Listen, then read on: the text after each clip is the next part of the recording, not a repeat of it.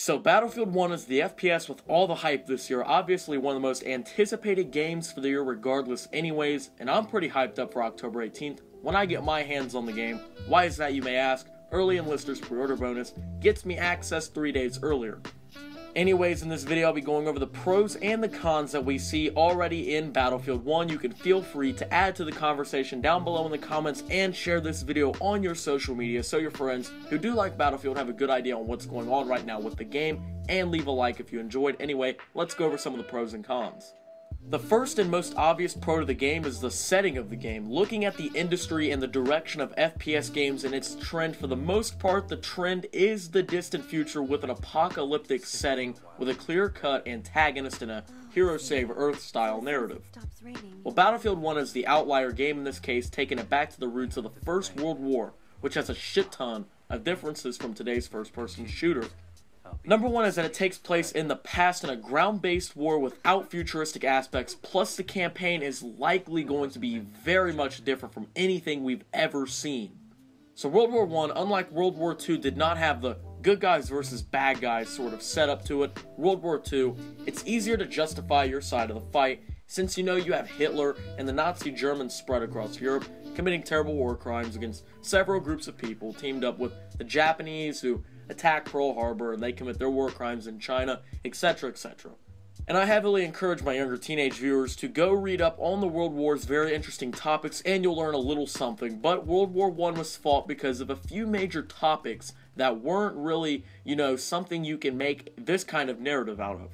The assassination of Archduke Ferdinand was the spark to it all, but the war was somewhat inevitable because imperialism worldwide started rivalries, countries started to dislike each other, and we're pretty much already looking for an excuse to fight anyways. Basically, what starts World War I, nations start taking sides after the Archduke of Austria-Hungary gets assassinated by a Serbian nationalist who was a member of the Black Hand.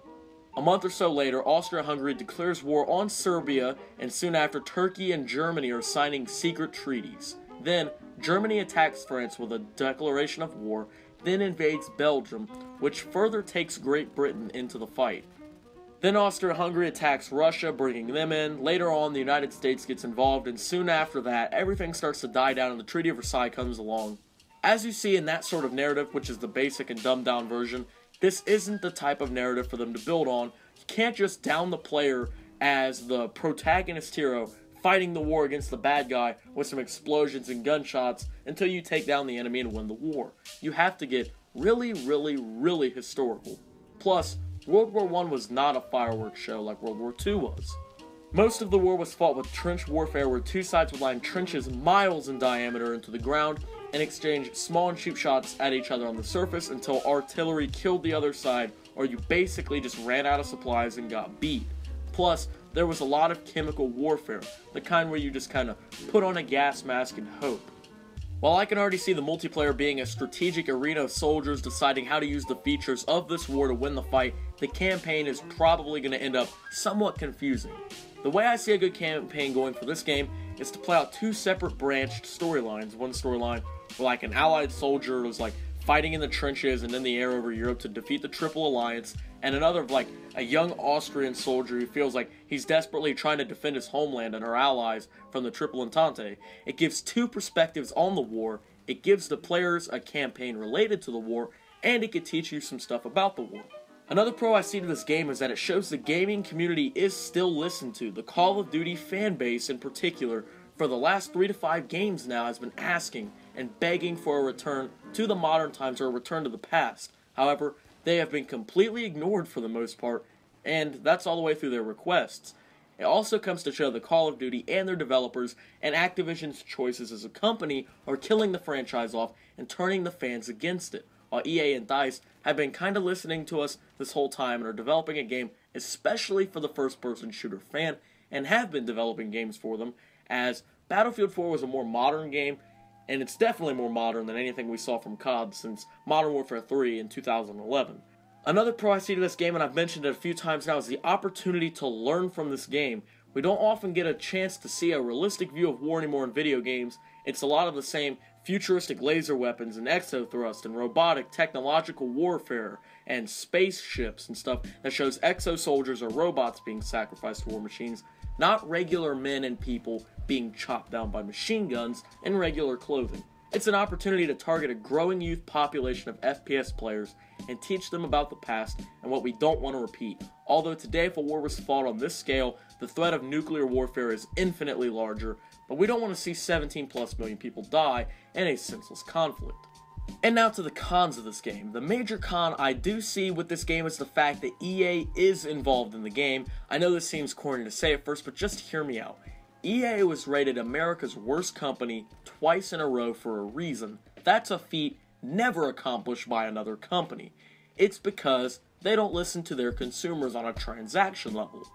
Does EA make games loved by the casual and dedicated gamer? Battlefield, dedicated gamer game. The Sims franchise, casual franchise. I mean, they can cover pretty much any genre with anything, and people will still buy it because they can make a good concept game.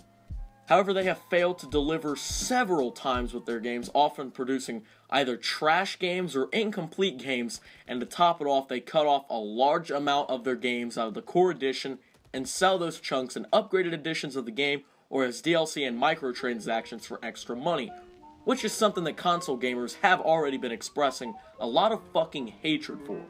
Can you get a 7-year-old playing Angry Birds on their iPhone 6 to pay $10 in microtransactions? Yes, because the game entertains the child, and in order for them to feel as if he or she is performing better in the game or is part of the privileged group of people who own what they're buying, they're willing to spend their dad and mom's money on games to help keep themselves feeling good and keep them entertained for a little bit longer.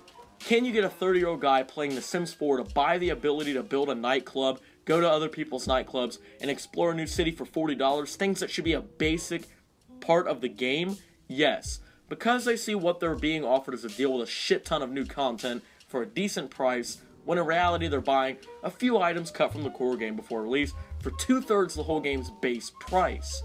And that's something EA has constantly done, and something they've become known for. Hopefully EA doesn't find a way to bottle the Earth's oxygen supply, because for a mere $9.99, you could buy 30 seconds worth of oxygen and they feel like they're giving you a deal when they fuck your eyes out. That's the way EA has been running their company, and it's not a good way to run it in the gaming industry.